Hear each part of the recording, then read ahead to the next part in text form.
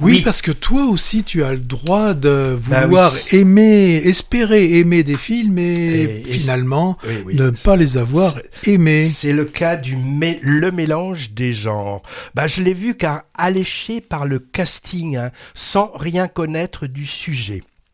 L'histoire, une flic évoluant dans un environnement professionnel plutôt macho est infiltrée dans un collectif féministe soupçonné de complicité de meurtre.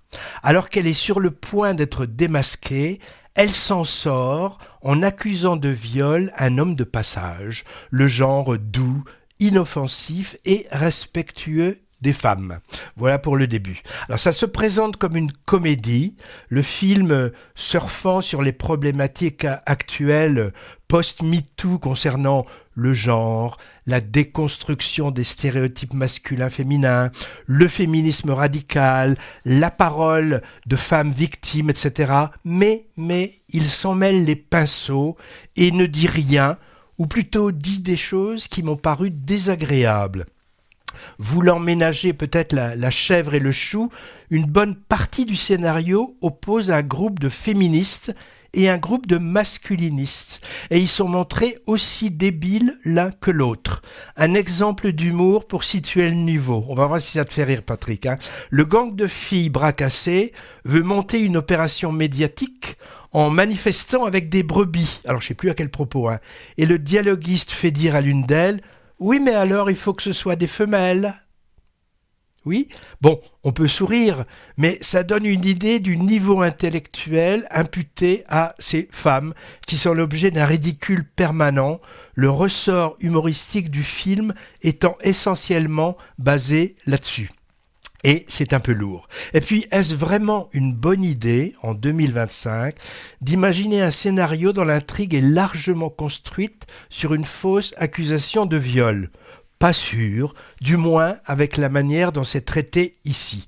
Une chose encore qui m'a crispé, le personnage central masculin anti-héros, acteur raté, montré comme un homme déconstruit, comme on dit, hein, éloigné du virilisme, il est affligeant de naïveté, ou même plutôt de niaiserie. Il ne comprend rien à ce qui lui arrive, hein, il est manipulé et méprisé par tout le monde, en particulier par ses enfants, dans une scène qui m'a marqué. Hein.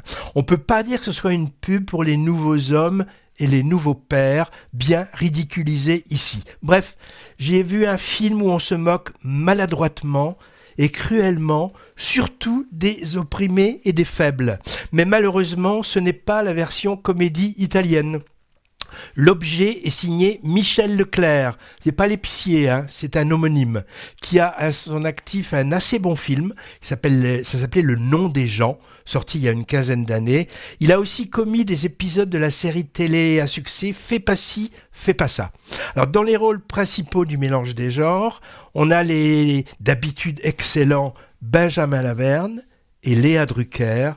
Ils font ce qu'ils peuvent hein, avec leur partition poussive, mais ils n'arrivent pas vraiment à sauver le tout. Voilà. Alors, outre que le film ne recèle rien d'intéressant d'un point de vue formel, cinématographiquement parlant, avec en plus des ressorts scénaristiques, des successions de quiproquos tirés par les cheveux.